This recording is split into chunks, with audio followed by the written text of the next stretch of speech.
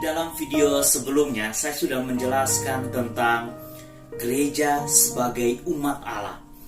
Dan di dalam video kali ini saya ingin menjelaskan tentang gereja sebagai satu persekutuan yang terbuka.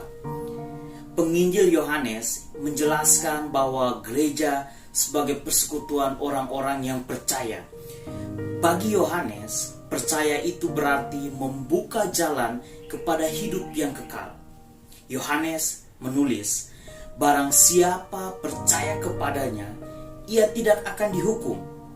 Barang siapa tidak percaya, ia berada di bawah hukuman, sebab ia tidak percaya dalam nama Anak Tritunggal Allah.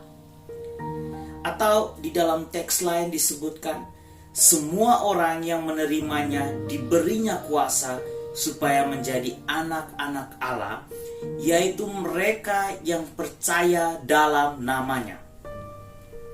Dan teks Yohanes ini sebenarnya mau menjelaskan bahwa gereja adalah persekutuan dari mereka yang percaya, yang pada intinya adalah anak-anak Allah atau umat Allah.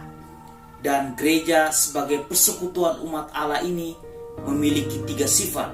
Yang pertama, tinggal tetap di dalam firman Yesus. Yang kedua, harus mengerti dan mengenal Yesus.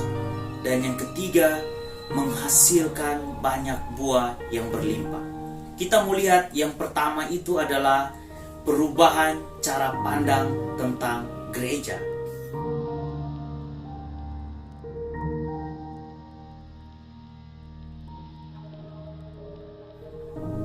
Yang pertama, perubahan cara pandang itu adalah perubahan cara pandang gereja yang sifatnya piramidal. Sebelum Konsili Vatikan kedua, gereja itu dipahami begitu piramidal. Gaya kepemimpinan piramidal ini dapat dimengerti sebagai gaya kepemimpinan top down, yang sedikit berada di atas dan menguasai yang ada di bawah.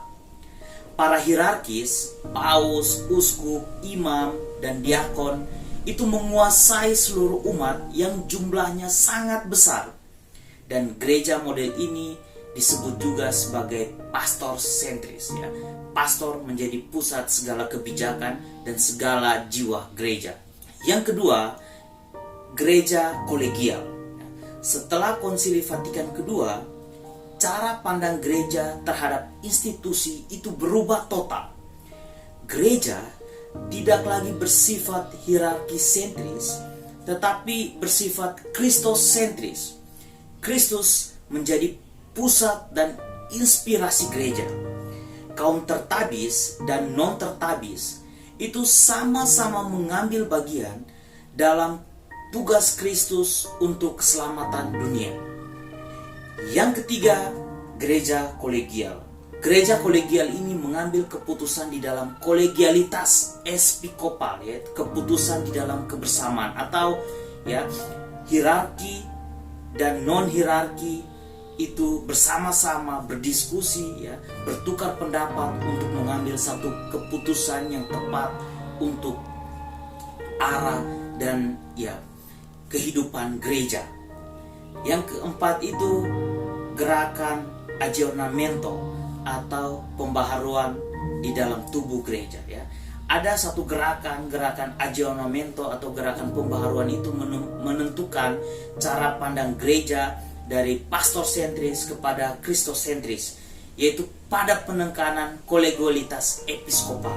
Contoh konkretnya itu adalah adanya dewan paroki, ya. Tugas pastoral tidak hanya pada satu orang, melainkan melibatkan semua umat Allah.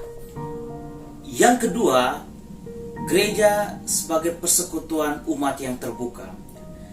Gereja sebagai persekutuan umat Allah yang terbuka itu sebenarnya mau menjelaskan beberapa hal. Yang pertama, semua anggota memiliki martabat yang sama, yaitu dipanggil oleh Allah untuk menjadi anaknya yang terkasih. Yang kedua, sebagai umat Allah, gereja dipanggil bukan hanya untuk dirinya sendiri, melainkan untuk hadir di tengah dunia dan menyelamatkan dunia. Kegembiraan dan harapan, duka dan kecemasan manusia zaman ini, terutama kaum miskin dan menderita, itu menjadi kegembiraan dan harapan, duka dan kecemasan umat Allah. Yang ketiga, panggilan gereja yang utama itu ialah menjadi utusan Kristus untuk menampakkan dan menyalurkan cinta kasih Allah kepada semua orang dan kepada segala bangsa. Yang keempat, gereja merupakan sakramen, yaitu tanda keselamatan yang nampak di dunia, dan setiap anggota didorong untuk mewartakan di dalam sikap dan perilakunya nilai-nilai cinta kasih yang memberikan pengharapan dan kehidupan baru bagi dunia yang sementara dirundung kegelapan. Yang berikut, agama dan keyakinan lain merupakan partner gereja. Semenjak Konsili Vatikan II, gereja telah meninggalkan satu cara pandang bahwa di luar gereja tidak ada keselamatan. Dan gereja pasca Konsili Vatikan II menegaskan bahwa ada nilai kebenaran di dalam agama dan keyakinan lain. Dan oleh karena itu, gereja harus siap berdialog dengan ajaran, dengan kebenaran lain untuk mewujudkan keselamatan dunia ini. Dan Paus Fransiskus menegaskan bahwa gereja adalah rumah bagi semua. Gereja menjadi tempat bagi semua agama dan keyakinan yang berkehendak baik untuk menyelamatkan dunia dari kuasa kegelapan.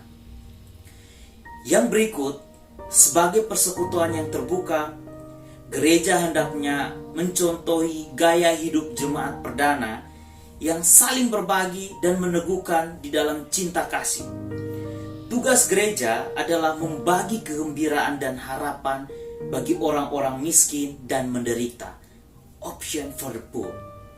Dan yang terakhir, 3 golongan di dalam keanggotaan gereja. Pertama, hierarki, orang-orang yang ditabiskan untuk tugas kegembalaan, mereka yang menjadi pemimpin dan pemersatu umat sebagai tanda dari otoritas Kristus.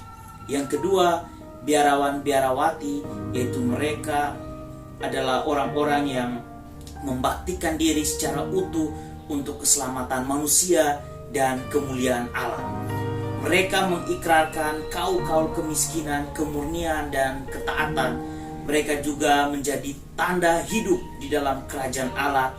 Dan yang terakhir, ketiga, awam adalah mereka yang tidak masuk di dalam golongan tertabis dan biarawan-biarawati, tetapi mereka mengemban tugas untuk mewartakan ajaran Kristus di tengah dunia dan kehidupan keluarga mereka.